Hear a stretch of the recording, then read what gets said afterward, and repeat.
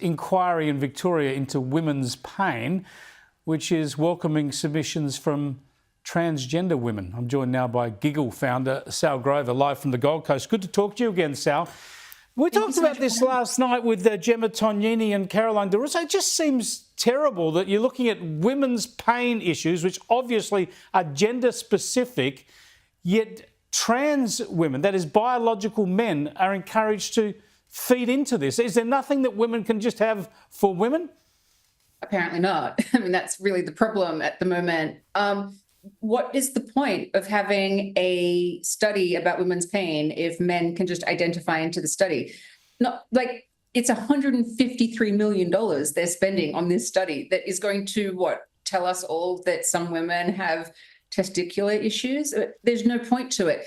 Women's health is actually incredibly under-researched and it needs more attention to it, but this isn't it. Also, it would be interesting if they did a study of men versus women pain. That could be really interesting findings there. But this isn't it. This is a study about women's pain and they're saying, oh, these men who consider themselves to be women for whatever reason should be included in it. Why should we pay attention to this? Why should anyone pay for it? It's absurd. It is literally insane. We're supposed to be a science-based, rational society. As you say, women's health issues need to be researched. They are specific.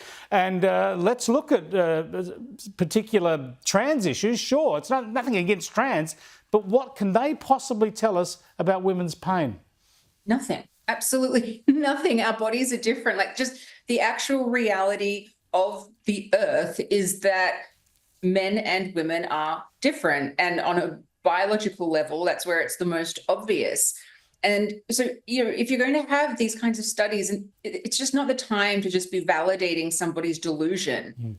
But this is the whole problem with the issue, is that once you are making this claim that some men are actually women, and then you have governments and institutions and organizations validating that, there can't be any exceptions to it, because then the whole thing comes crashing down.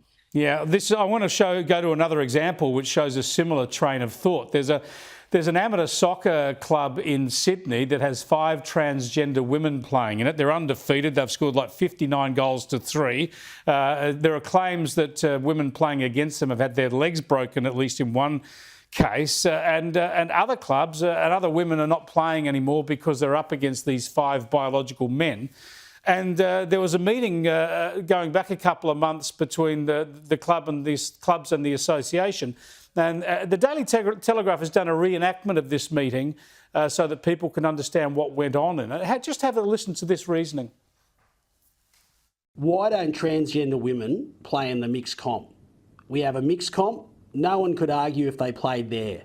Why don't they play there? I think largely because the trans women playing with us, what they are looking for, they want to be seen as women.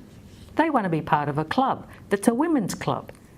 That's a really positive and affirming thing for them. Yes, Sal, so there's the rationale that the transgender women want to play in a women's comp because it makes them feel like women. But have a listen to what the reports say the association said. We want people to register as the player based on the gender they identify with. As an association, we pride ourselves on being inclusive. We will be there for the first game of the season, and we will be doing a very big social media campaign saying we feel so proud that we are such a safe association and this club is such a safe club that these men have decided to come out and identify as women. And we will promote that intensely. See, they're doing this as an act of virtue signalling, and they're saying that you join as to the gender you identify with. What's so wrong with actually sticking to the biological gender? I've got nothing against trans people. I've got trans friends, but I'm afraid if you have a male's body, you need to either play in the male comp or a mixed comp. You can't enforce yourself on women and girls, surely.